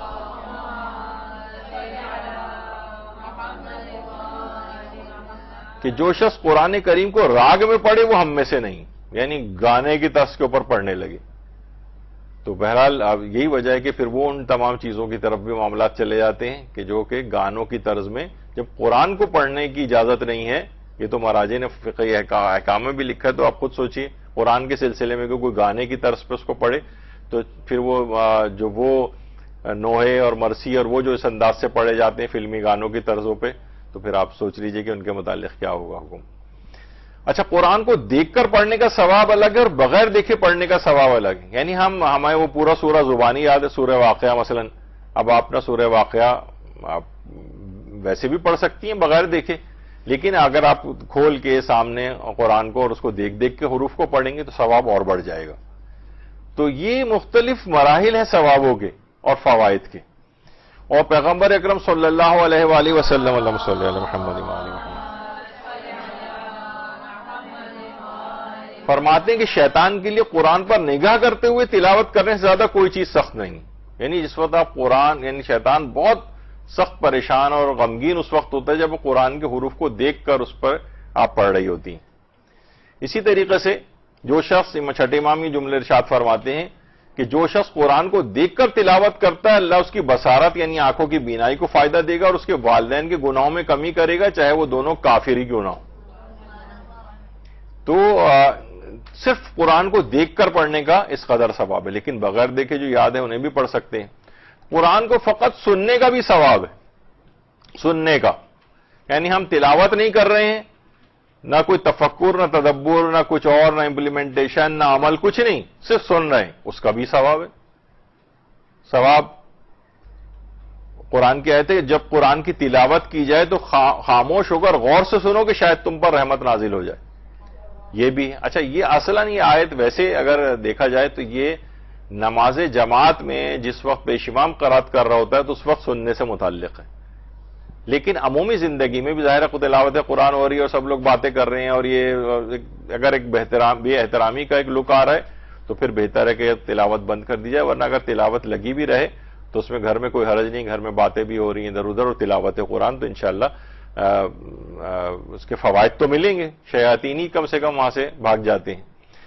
البتہ ایک چیز ضرور ہے کہ جو ہم دیکھتے ہیں عام طور پر قبرستانوں میں لوگوں, یہ بھی پوچھا گیا ہے, آیت اللہ سعید الحکیم ابھی کچھ عرصے پہلے انتقال ہوا تھا تو ان سے ایک استفتاء جو ہے وہ ہوا تھا کہ بہت سارے مومنین ایسے ہیں جو کہ قبر کے اوپر تلاوت قرآن کی ریکارڈنگز وغیرہ لگا دیتے ہیں, عموماً وہاں پر ہوتے ہیں قبرستانوں میں. تو کیا یہ تلاوت قرآن کے اندر شمار ہو جائے گی کہ جیسے ہم نے قبر میں, جیسے ہم گئے ہم نے موبائل فون کے اندر لگا دیا اور اپنا قبر کی ادھر ادھر صفائی وفائی شروع کر دی, اگربتیاں وغیرہ لگانی شروع کر دی مثلا, اور اس دوران مثلا ریکارڈنگ لگی ہوئی ہے, تو انہوں نے یہی کہا کہ بہرحال ثواب تلاوت اسی وقت حاصل ہوگا کہ یعنی جس وقت قرات قرآن کی جائے گی، یعنی میت کے لیے جو تلاوت قرآن ہوتی ہے یا تو میت کی نیابت میں کی جائے یا اپنے لیے تلاوت، اپنی نیت سے تلاوت کی جائے اور بعد میں میت کو ہدیہ کر دیا جائے، یعنی فقط وہ لگانے سے تلاوت قرآن کا ثواب نہیں ملے گا آپ کو. وہ ٹھیک ہے برکت حاصل ہوگی، قرآن کی آواز ایک گونج رہی ہے، لیکن تلاوت قرآن کا ثواب نہیں ملے گا آپ کو.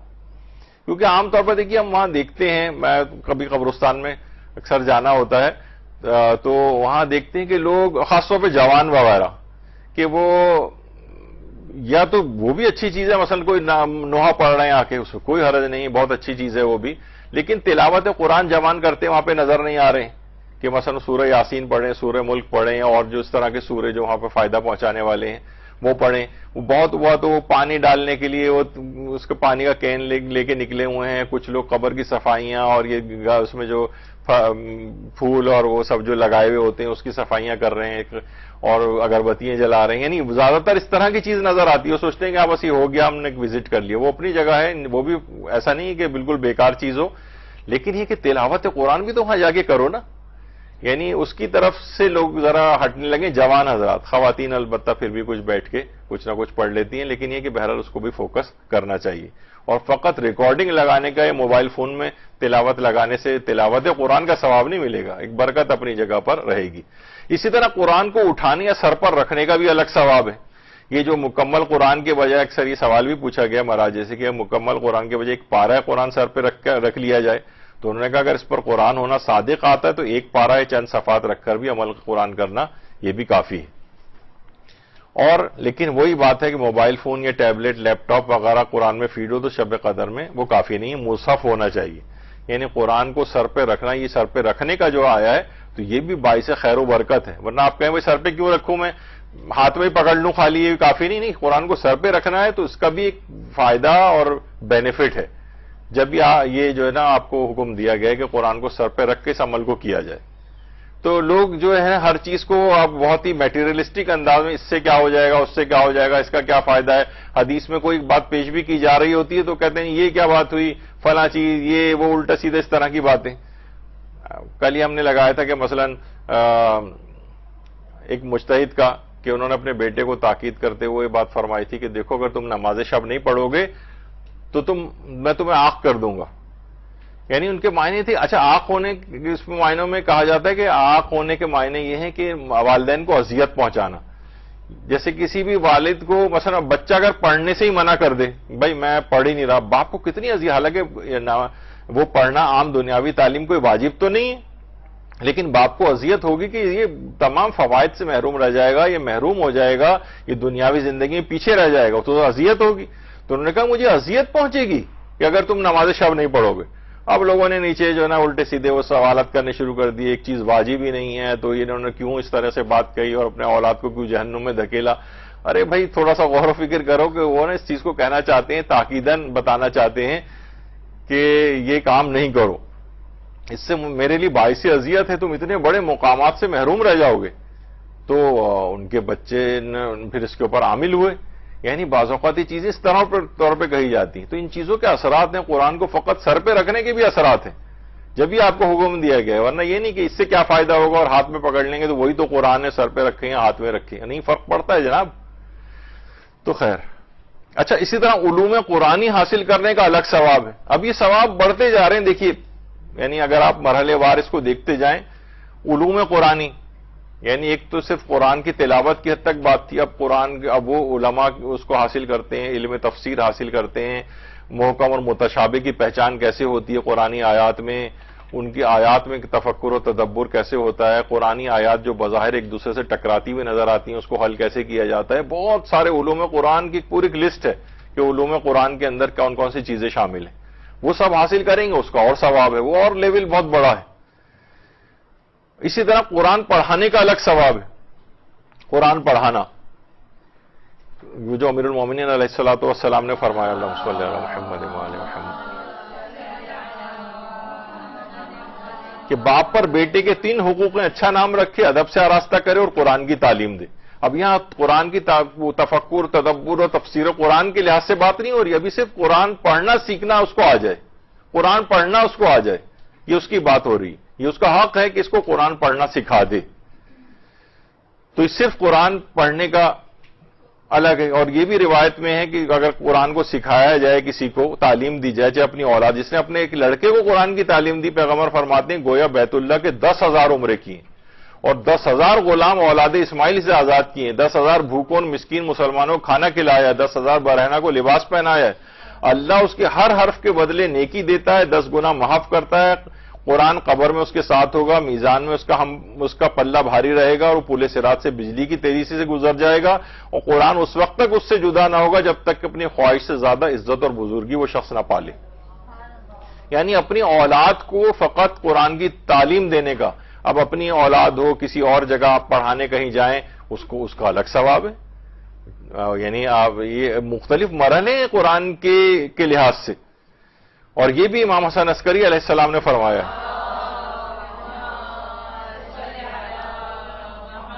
کہ والدین نے بچپن میں اس کو سکھا دیا تھا نا کسی کے ذریعے. اب یہ جب قاری قرآن بن گیا، اب یہ خود قرآن کی تلاوت کرنے لگا، تو قاری قرآن کے والدین کے لیے اللہ حکم دے گا اس کے والدین کو وہ لباس پہناؤ جس کے سامنے دنیا معافیہ ہیچ ہے. اس وقت پوری مخلوق اس قاری قرآن کے والدین کی طرف دیکھے گی اور اس قدر ان کا احترام کرے گی کہ اس کے والدین کو خود اپنے اوپر تعجب ہونے لگے گا. یعنی یہ تم نے جو بچے کو کتنا بڑا کام تم نے کر دیا کہ بچے کو قرآن پڑھنا سکھا دیا. خود بھیج رہے ہیں، مدرسے بھیج رہے ہیں، کسی عالم کا انتظام کر رہے ہیں، کسی طالب علم کا انتظام کر رہے ہیں کہ بچے کو قرآن پڑھنا آ جائے.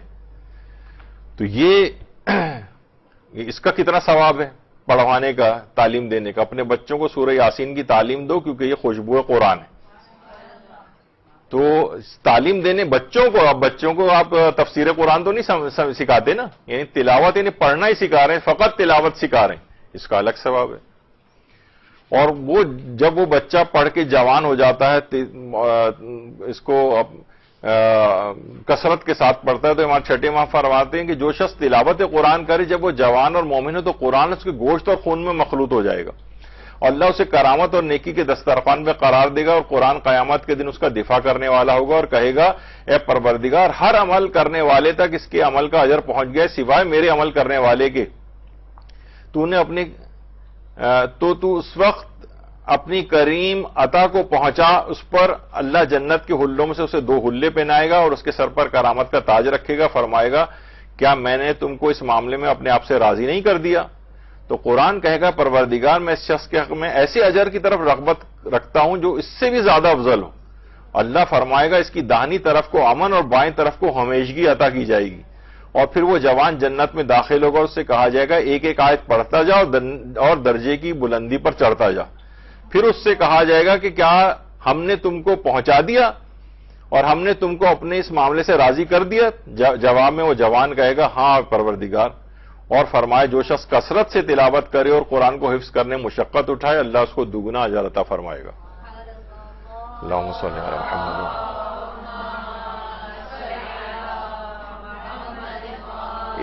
اس قدر تلاوت کیجئے، اس قدر تلاوت کیجئے، اس چکر میں بالکل نہ آئیں کہ جب تک اگلے مراحل نہ ہو تب تک وہ بیکار ہے. یہ صرف تلاوت قرآن کی بات ہو رہی ہے. اگر کوئی شخص تلاوت قرآن کرے، بعد کے مرحلوں کی طرف جائے تو اور ہی سونے پر سہاگا ہو جائے گا، لیکن اس کی طرف بالکل سے آپ توجہ نہ کریں، کثرت سے تلاوت کریں. دیکھیں قیامت میں کس قدر اس کے جو ہے عظمت اور فوائد جو ہے حاصل ہوں گے. اچھا، اس طرح قرآن سیکھنے پڑھنے کا جو ہے وہ الگ ثواب ہے. کہا جاتا ہے کہ قرآن پڑھنا سیکھو. ابھی تفکر و تدبر کی بات نہیں، دلوں کی بہار اس کے نور سے شفا طلب کرو، یہ سینوں کے لیے شفا ہے. اور اگر کوئی مومن کی شایان نشان یہ ہے کہ قرآن سیکھ کر اس دنیا سے جائے، یا کم سے کم قرآن کی تعلیم حاصل کرنے میں مشغول ہو اور دنیا سے چلا جائے، یعنی موت ہو جائے اس کی، تو اس حالت میں کم سے کم اس کو کرنا ہے. قرآن کی قرات کرنا بہترین عبادت جو ہے اس لحاظ سے قرار دیا گیا ہے. اور قبر تک کے اندر قرآن کی تعلیم دی جاتی. چھٹے امام جعفر صادق علیہ السلام فرماتے ہیں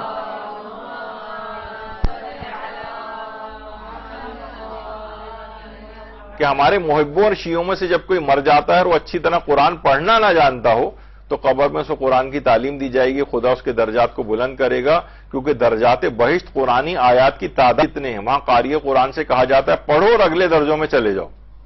یہاں پہ بھی ہے کہ تلاوت کرو، تفسیر تفکر تدبر والی چیزوں کی بھی بات نہیں ہو رہی ہے، ان کی اپنی الگ جو ہے وہ اہمیت ہے۔ یہی وجہ ہے کہ آیت اللہ جعفر سبحانی سے سوال کیا گیا کہ دنیا اور آخرت کی بھلائی کے لیے آپ ہمیں اور ہمارے اہل خانہ کو کیا تجویز فرمائیں گے، نصیحت؟ تو انہوں نے جواب دیا نمازوں کو اول اوقات میں انجام دیں اور قرآن کا ایک پارہ روزانہ تلاوت کریں۔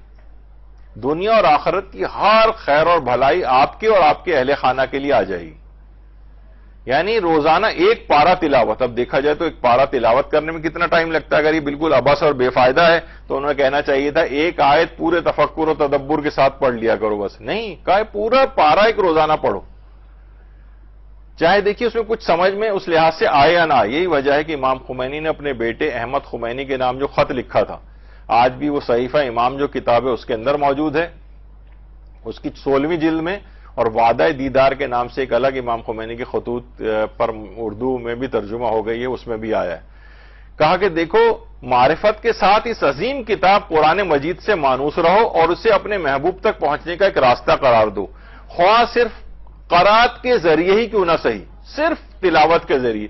یہ ہرگز نہ سوچو کہ بغیر معرفت کے تلاوت کا کوئی اثر نہیں، یہ شیطان کا وسوسہ ہے۔ امام خمینی نے کہا ہے محبوب کی جانب سے یہ کتاب تمہارے اور سب کے لیے دعوت نامے کی حیثیت رکھتی ہے، اور محبوب کا نامہ محبوب ہوتا ہے اگرچہ عاشق اس کا مضمون نہ سمجھ سکے۔ اس قصد کے ساتھ قرات کرنے سے محبوب کی محبت کا جو ہمارا مقصود ہے شاید تمہارے شامل حال ہو جائے اور وہ تمہارا ہاتھ تھام لے۔ تو بہرحال قرات قرآن یہ مجھے کچھ سمجھ میں نہیں آ رہا ہے، ایسی قرات کا کوئی فائدہ نہیں جو سمجھ میں نہ آئے، جو تفکر نہ ہو، تدبر نہ ہو۔ تو یہ امام خمینی نے کہا شیطانی وسوسہ ہے، یہ اس کے چکر میں کبھی نہ آنا اور قرات قرآن مسلسل کرتے رہنا۔ یہی وجہ ہے کہ ہمارے 5ویں امام نے جو جملات ارشاد فرمائے ہیں، اللہم صلی علی محمد و آل محمد، کہ جو شخص سونے سے پہلے سورہ مسبحات یعنی حدید، حشر، صف، جمعہ، تغابن اور سورہ اعلیٰ کی تلاوت کر کے سوئے تو وہ امام اثر کی زیارت سے مشرف ہوئے بغیر نہیں مرے گا، اور بغیر زیارت کے مر بھی جائے تو وہ رسول اللہ کے جوار میں رہے گا۔ اب کوئی شخص اگر اس لحاظ سے آپ دیکھیں تو روزانہ اگر کوئی شخص یہ سب سورے پڑھے، حدید، حشر، صف، جمعہ، تغابن، اعلیٰ، تو یہ ہم کہیں گے یہ جب تک بے فائدہ ہے، جب تک تفکر و تدبر نہ ہو اور فقط تلاوت کا کوئی فائدہ نہیں، تو فقط تلاوت ہی کا فائدہ امام بتا رہے ہیں۔ تو ان سب کی چیزوں کے فوائد ہیں فقط تلاوت کے بھی، اور یہی وجہ ہے کہ پیغمبر اکرم تیز بخار کی حالت میں بھی تلاوت قرآن میں کمی نہیں کرتے تھے۔ فرماتے تھے آج رات کا یہ بخار مجھے قرآن کی 30 سوروں کی تلاوت سے نہ روک سکا، جس میں 7 طویل سورہ بھی شامل تھی۔ اب پیغمبر اکرم کہاں رک کر اس میں، ظاہر پیغمبر کی تو تفکر و تدبر کا لیول ہی الگ ہے، تو لیکن کثرت تلاوت بھی پیغمبر اس میں بتانا چاہ رہے ہیں کہ حتیٰ کہ بیماری تک میں جس میں ہماری نمازیں واجب چھوٹ جاتی ہیں ہم لوگوں کی، اس میں پیغمبر فرماتے ہیں کہ 30 سوروں کی تلاوت کی جس میں 7 طویل سورے بھی شامل تھے سخت بخار میں بھی۔ اور یہ بھی پیغمبر اکرم نے فرمایا کہ جو شخص سوتے وقت 100 مرتبہ سورہ قل اللہ احد پڑھے تو اللہ اس کے 50 برس کے گناہ کو بخش دے گا، 50 سال۔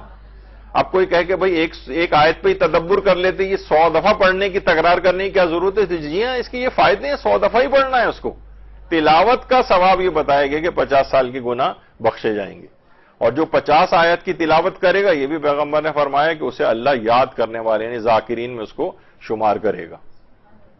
اور یہی وجہ ہے کہ فقط تلاوت کے اتنے فوائد ہیں کہ حتیٰ کہ جنگیں ہو رہی ہیں مختلف جگہوں پہ، عراق میں جنگ، محاذ جنگ کے اوپر بیٹھ کر جو سپاہی ہیں وہ تلاوت قرآن جو ہے وہ کر رہے ہیں، اور جس گھر میں بھی کثرت سے تلاوت کی جاتی اس گھر میں خیر بڑھ جاتا ہے، اس میں رہنے والوں کے امور میں وسعت پیدا ہو جاتی ہے، اور وہ آسمان کے لیے ایسے چمکتا ہے جیسے اہل دنیا کے لیے آسمان کے ستارے چمکتے ہیں۔ تو یہ کیا ہے؟ فقط تلاوت کی بات ہو رہی ہے، ان سب یہ بے فائدہ نہیں اور بہت اہم ہے۔ تم سب کو قرآن پڑھنا چاہیے، پیغمبر فرماتے ہیں قرآن کا پڑھنا گناہوں کا کفارہ ہے، جہنم کے لیے ڈھال ہے، عذاب سے امان دلواتا ہے۔ تلاوت، جو سورج شمس کی تلاوت کرے گا گویا اس نے ہر اس چیز کا صدقہ دیا جس پر سورج اور چاند چمکتے ہیں، فقط تلاوت کرنے کا ثواب ہے یہ۔ جب قرآن کی کوئی تلاوت کرتا ہے اس کے لیے رحمت کے دروازے کھولے جاتے ہیں، منہ سے نکلنے والے ہر حرف کے بدلے میں فرشتہ خلق ہوتا ہے جو قیامت تک اس کے لیے استغفار کرتا ہے۔ بے شک علم حاصل کرنے کے بعد خدا کے نزدیک قرات قرآن سے بڑھ کر کوئی چیز نہیں۔ قرات اور تلاوت، فقط تلاوت کی بات ہو رہی ہے، فقط تلاوت کا کس قدر عظمت اور ثواب ہے۔ تم سب کو قرآن پڑھنا چاہیے، تو خیر ابھی روایت آ گئی، تو تمہاری شب و روز کا ساتھی قرآن ہونا چاہیے، تمہاری ہر بات ذکر خدا اور تلاوت قرآن پر مشتمل ہونے چاہیے، پیغمبر اکرم کی جو روایت ہے جامع الاخبار میں۔ ایمان کی کامیابی قرآن کی تلاوت سے ہے۔ دیکھیے میں پھر بار بار وہ لفظ کہہ رہا ہوں، کتنی احادیث اس کے اندر یہ بات آئی کہ امام محمد باقر علیہ السلام اپنے والد چوتھے امام سے نقل کرتے ہیں کہ رسول خدا نے سعد ابن معاذ کی نماز جنازہ پڑھائی، فرمایا حضرت جبریل کے ہمراہ 90,000 فرشتوں نے نماز جنازہ پڑھی ہے۔ میں نے جبریل سے پوچھا کہ آپ ان لوگوں کی نماز جنازہ میں کیوں شریک ہوئے؟ تو جبریل نے کہا معاذ اٹھتے بیٹھتے سوار پیادہ آمد و رفت کے وقت ہر وقت سورہ توحید کی تلاوت کیا کرتے تھے۔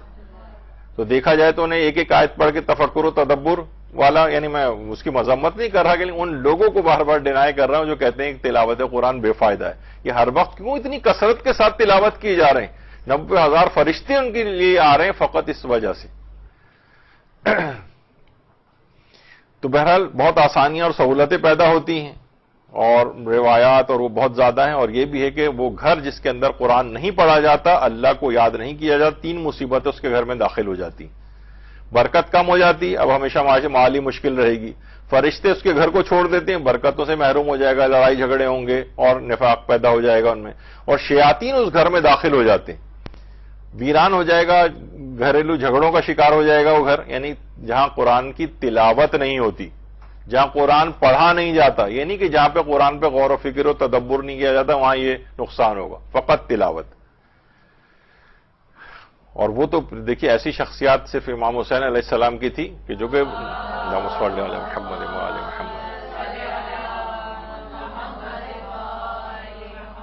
کہ نوک نیزہ پہ بھی جس نے تلاوت قرآن کی تھی اور اس میں پیغامات دیے تھے، یعنی وہاں تفکر تدبر وہ تو خود کو کرنے کا حکم ہے، اس کی الگ ہے۔ جب یہ علماء سے پوچھا بھی جا رہا ہے کہ آخر انہوں نے سورہ کہف کی اس آیت کی تلاوت کیوں کی تھی، تو انہوں نے اس کی وجوہات جو ہے وہ بیان کی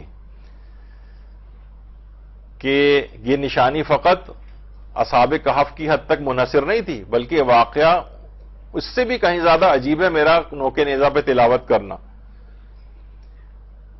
اور وجہ مشابہت یہ کہ اصحاب کہف موت کے بعد زندہ ہوئے تھے اور انہوں نے کلام کیا تھا، اگر موت کے بعد ان کا زندہ ہونا اور کلام کرنا خدا کی نشانی ہے تو شہادت کے بعد میرا قرآن پڑھنا بھی خدا کی نشانی ہے۔